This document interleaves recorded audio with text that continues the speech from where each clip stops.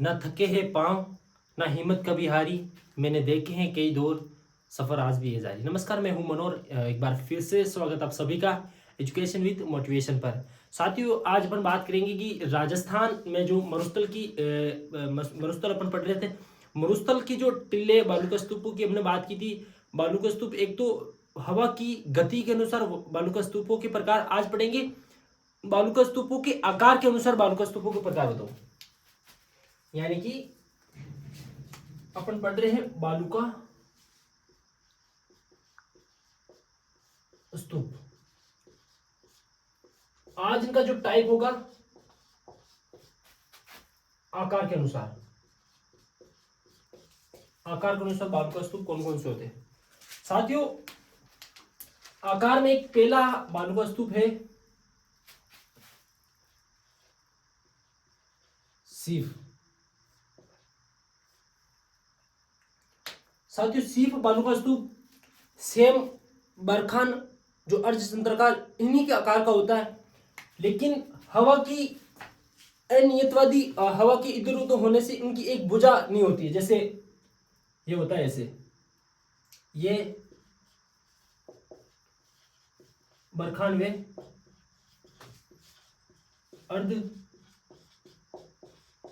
अर्धचंद्राकार का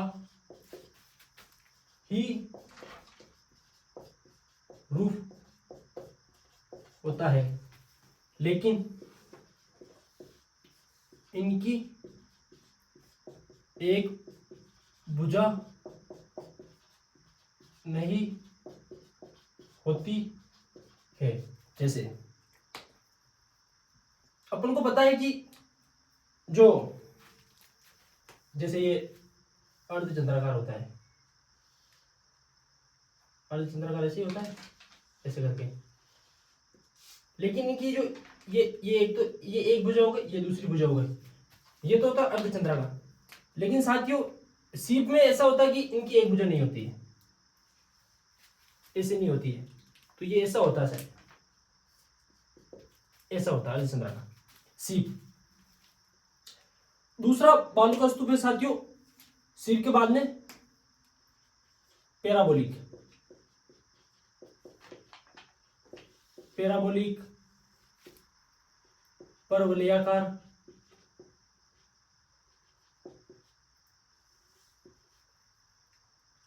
साथियों, ये बालूका स्तूप मुख्यतः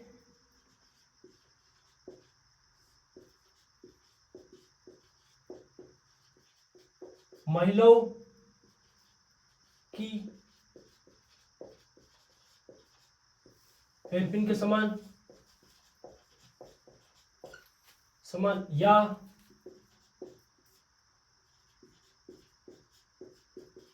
अंग्रेजी के यू आकार का होता है। यानी पैराबोलिक या परवलयाकार मुख्यतः महिलाओं की हेयरपिन के समान। एग्जाम में सीधा प्रश्न आता है कि महिलाओं की जो सेवन इनकी पिन होती है, इनके समान का जो बालूका स्तूप होता है वो होता है पैराबोलिक या परवलयाकार। इनका अंग्रेजी का यू आकार इसलिए बनता है कि जो हवा का रुख और इस बालूका स्तूप का रुख दोनों का एक तरफ होता है, तो हवा के द्वारा ये एकदम ऐसे घुमावदार होता है, इसलिए इसे अंग्रेजी के यू आकार का भी बोलते हैं। ये लगभग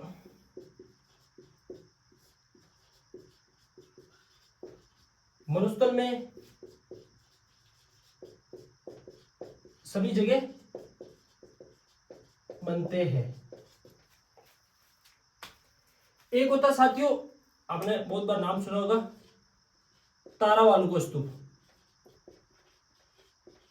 तारा बालूका स्तूप साथियों, तारा बालूका स्तूप हवा का चारों तरफ या हवा का किसी भी तरफ किसी भी समय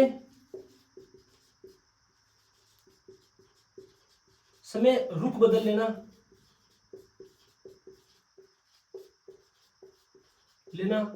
हवा का चारों तरफ कभी हवा इधर से आती है, कभी इधर से, कभी इधर से, या अचानक घुमावदार, यानी हवा की जो प्रकृति होती है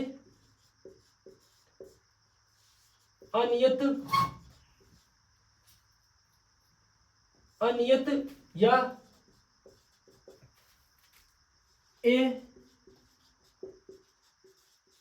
असंश्लिष्ट रूप में होती है।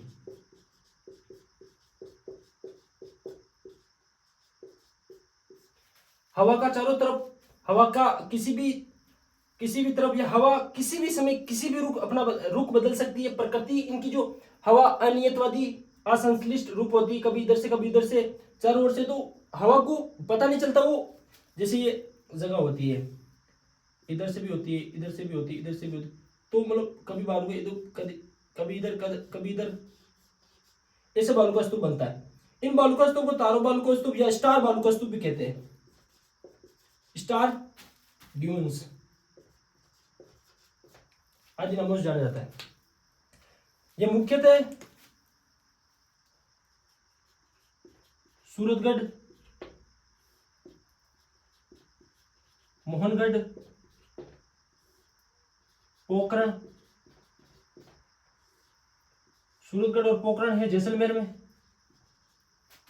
और मोहनगढ़ पोखरण है जैसलमेर में, और सूरतगढ़ है गंगानगर में। ये साथियों, ये तीन बालू का स्तूप सीप, ये बरखान अर्धचंद्राकार के रूप में, केवल एक भुजा नहीं होती है।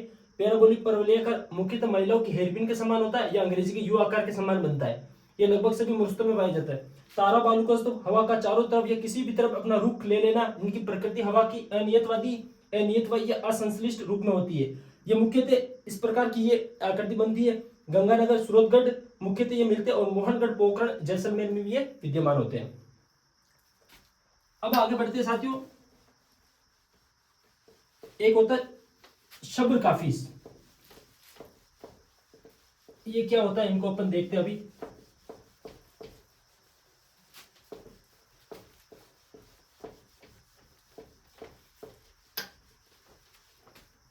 एक बालू का स्तूप बनता साथियों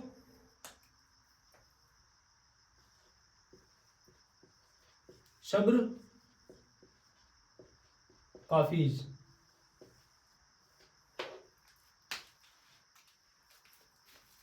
ये साथियों किसी झाड़ी या ऊंचे घास के झुंड के चारों ओर शब्र काफी किसी झाड़ी या ऊंचे घास के झुंड के चारों ओर बनते हैं। मुख्य याद रखना कि किसी झाड़ी हो, झाड़ी के चारों ओर बनना, जैसे कोई झाड़ी हो गई,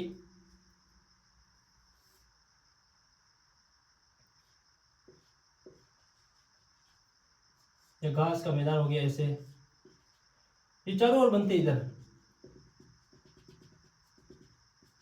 यानी ऊपर तो नहीं आते, लेकिन इसके चारों ओर हवा के बहाव के कारण हवा के चारों ओर किसी झाड़ी या झुंड के चारों ओर बनते, इन्हें बोलते शब्र काफिज।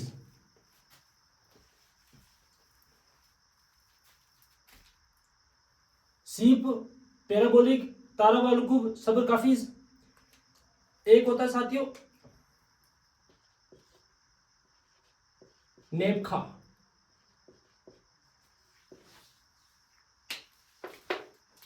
साथियों ये बनते हैं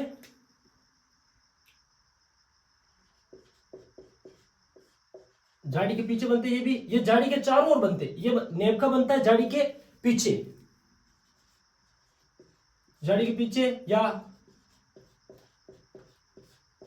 खेतों की जो पाल होती है या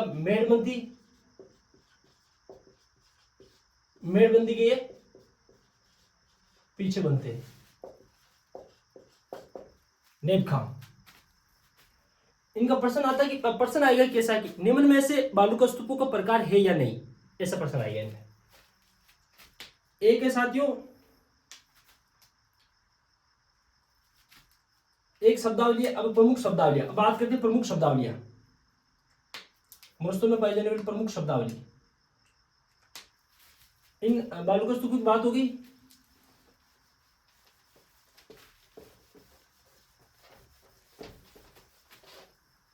अब बात करते हैं शब्दावलियां।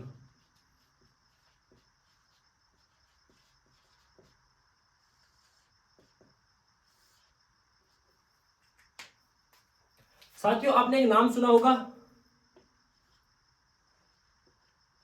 इंसेलबर्ग। इंसेलबर्ग या इसे इंसेलबर्ग बोलते जर्मनी में। ये कौन सी भाषा है? जर्मनी की। अपना मारवाड़ी में लोकल राजस्थानी और जैसलमेर में बोलते हैं द्वीपीय। द्वीपीय। साथियों, जो ये प्रकृति होती है, जैसे मरुस्थल में पश्चिमी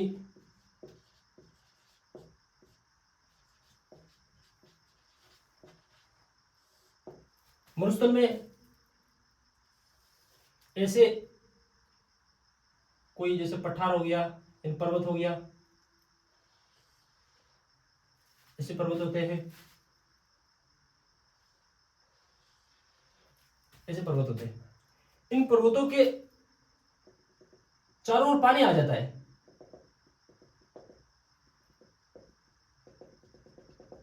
यानी इंसेलबर्ग बोलते हैं कि पश्चिमी मरुस्थल में एक सीधी खड़ी चट्टान, पश्चिमी मरुस्थल में बालू की बनी एक सीधी चट्टान को इंसेलबर्ग कहते हैं। इंसेलबर्ग पश्चिमी राजस्थान जो मरुस्थलीय इलाकों में रेत के बड़े बड़े जो टीले पर्वत बनते, जैसे ये पर्वत बन रखे, इन इन सीधी जो खड़ी चट्टान बनती, इन्हीं बोलते हैं इंसेलबर्ग। अगर इसके आसपास में जैसे पानी आ जाता है, पानी आ जाता है, पानी आ जाता है, तो इन पानी को बोलते हैं द्वीपीय। जैसलमेर में बोलते हैं द्वीपीय। एक शब्दावली है साथियों, गिरिपद या पेडिमेंट।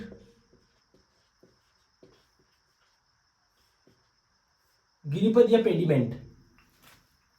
गिरिपद या पेडिमेंट किसे कहते हैं? वो की हुई प्रकृति, जैसे ये मरुस्थल होता है और ये कोई पर्वत,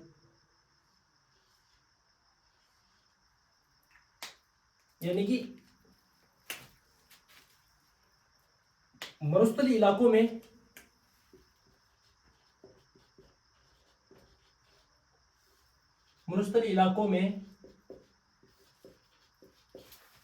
हवा के बहाव द्वारा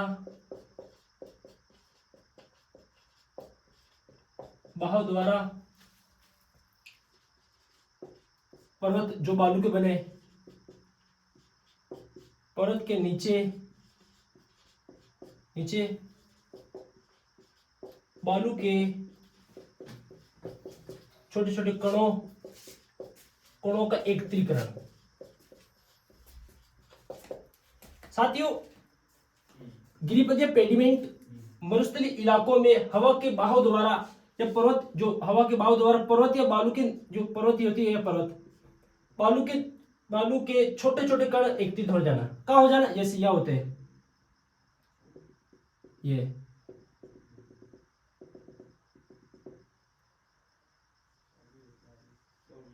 इन्हें बोलते हैं पेडिमेंट। क्या बोलते हैं? पेडिमेंट। एक शब्दावली आती है साथियों, बजादा।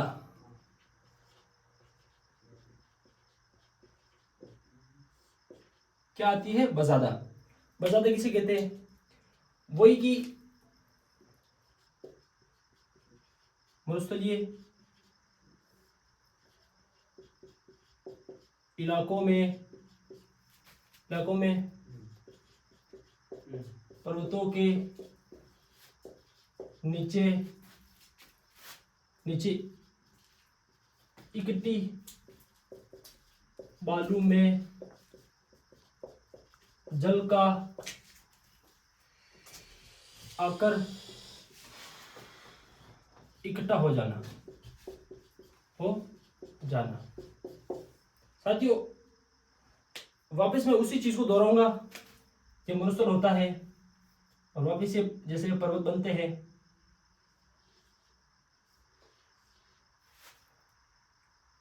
साथियों इन जो पर्वत बनते इन्हें बोलते हैं इंसेलबर्ग। अगर इनके नीचे पानी आ जाता है चारों ओर तो मरुस्थल इलाकों में बोलते द्वीपीय। अगर इनके नीचे बालू के बालू के कण आ गए इन्हें बोलते हैं पेडिमेंट। पेडिमेंट। अगर इन्हें इनके नीचे मरुस्थल इलाकों में पर्वत के नीचे इकट्ठे बालू में जल का आना, अगर इसके नीचे जल जल आ जाता है, इनके नीचे जल का आकर जमा हो जाना, जल का आकर जमा हो जाना, तो ये जल का आकर जमा हो जाना कहलाता है बजादा। मरुस्थल इलाकों में पर्वतों के नीचे या पर्वतों के नीचे इकट्ठी बालू, ये इकट्ठी बालू पेडिमेंट के नीचे जल का आकर इकट्ठा हो जाना, यह कहलाता है बजादा। अब अगली जो हमारी शब्दावली होगी, इंसेलबर्ग, गिरिपद हो गया, बजादा हो गया। एक है पलाया।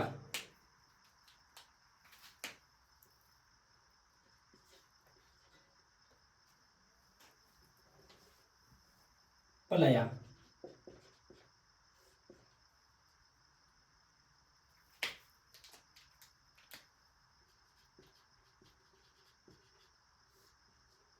मरुस्थल में बड़ी बड़ी झीलों को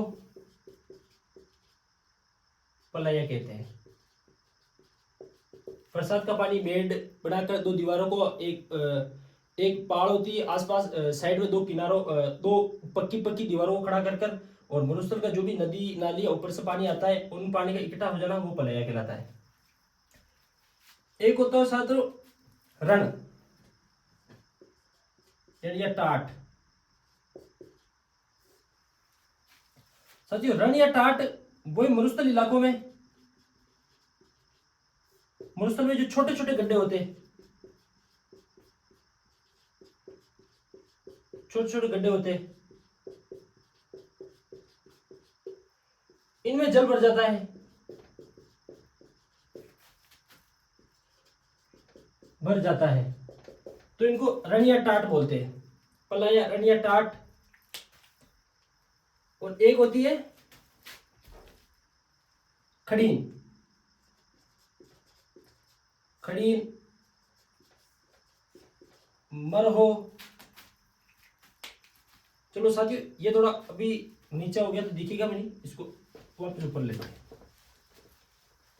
बजादा, गिरिपद, इंसेलबर्ग। साथियों ये आपको आराम से समझ में आया होगा यदि आपने आराम से इन्हें एक बार किताब से पढ़ा होगा और इन वीडियो को देखने के बाद आपके मन और मस्तिष्क में ये चीजें ऐसी सेट होगी, अगर आप भूलना भी चाहोगे तो नहीं भूलोगे।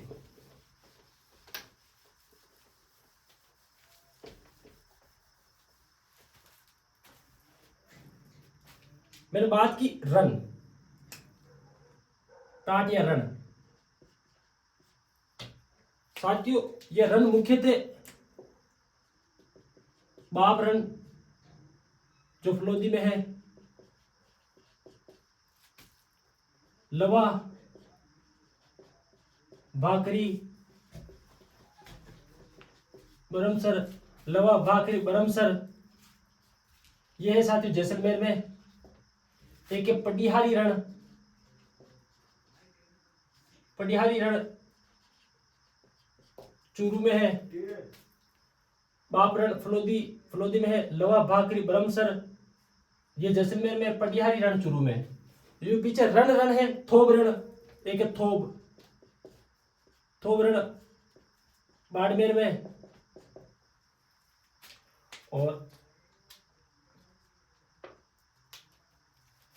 एक होता साथियों पोखर या तली। एक होता पोखर, पोखर, पोखर या थली। साथियों की मरुस्थली इलाकों में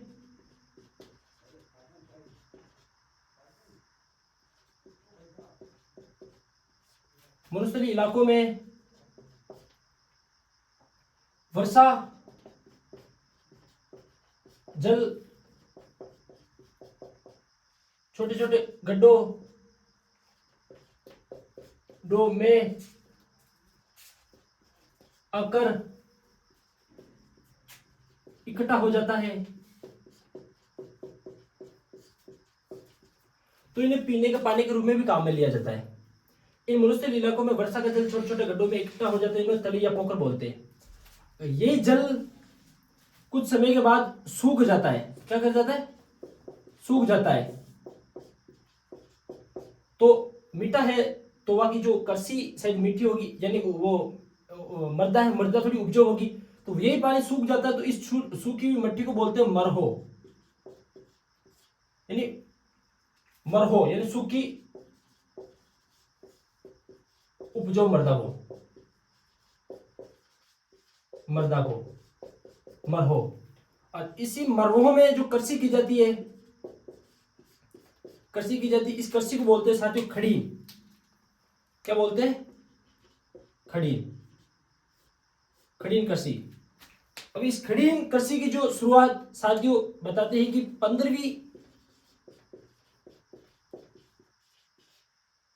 15वीं शताब्दी में जैसलमेर के पालीवाल ब्राह्मणों ने शुरू की थी। तो यहां तक की कहानी कि रण वर्षा का नहीं, इसमें जो आसपास का पानी इकट्ठा होकर जो खारा जल होता है और मिट्टी लवणीय होती है, इन लवणीय मिट्टी में छोटे छोटे रण बन जाते हैं, थोड़ा कुछ यहाँ है कुछ यहाँ है, तो वो जो खारा छोटा समुद्र होता है उनमें बाप रण, लवा, भाकरी, ये नाम आते सीधे भाकरी रण। जैसलमेर पडिहारी रण, थोब रण, पडिहारी चूरू में, थोब रण बाड़मेर में है। पोखर या थली मरुस्थलीय इलाकों में वर्षा का जल छोटे छोटे गड्ढों में भर जाता है और इकट्ठा हो जाता है। कुछ समय के बाद ये सूख जाता है, तो ये मिट्टी दलदली मिट्टी हो जाती है, इसे मड़हो बोलती है। मड़हो आप बोले मड़वो, तो ये मरहो और ये सूखी उपजाऊ मृदा होती है और वहां के लोग इसे कृषि को नाम देते हैं खड़ीन कृषि। 15वीं शताब्दी में जैसलमेर के पालीवाल ब्राह्मणों ने इन प्रक्रिया एक पद्धति को शुरुआत में लाया था। अब साथियों एक छोटे छोटे फैक्ट और है जो मैं बताने की कोशिश करूंगा और आप इन्हें आराम से वीडियो के माध्यम से समझने का प्रयास करना। हम राजस्थान के शब्दावली मरुस्थल को लेकर छोटी सी वार्तालाप है जो चल रही है। अब साथियों एक आता है, एक है तली, एक है थली। आपको ये याद रखना कि तली मरुस्थल के नीचे का भाग होता है, जो दक्षिणी पश्चिम के नीचे, दक्षिणी पश्चिमी लूणी का जो दक्षिणी छोर होता है, उन क्षेत्रों को बोलते हैं तली। मरुस्थल के जो नीचे वाला भाग होता है, ये मुख्यतः ये याद रखना।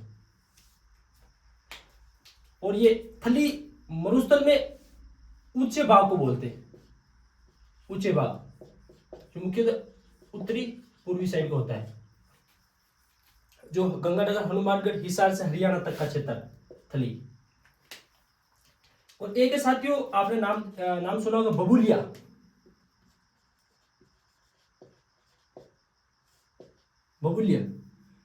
साथियों ये बबुलिया मारवाड़ी शब्द है, बाकी ये छोटे से क्षेत्र में उत्पन्न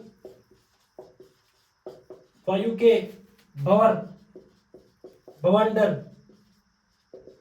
या चक्रवात को बबुलिया कहते हैं। छोटे से क्षेत्र में उत्पन्न, जैसे आपने देखा होगा कि ये कोई जगह होती है और यहाँ पर ये वायु का घुमावदार ऐसा होता है, ये ऊपर की ओर उठता है। आप मारवाड़ी में बोलो कि भूत आए जो, ऐसे ही इन्हें बोलते हैं बबुलिया। और एक और मरुस्थल की छोटी छोटी जानकारी मैं आपको बताने की कोशिश करूंगा।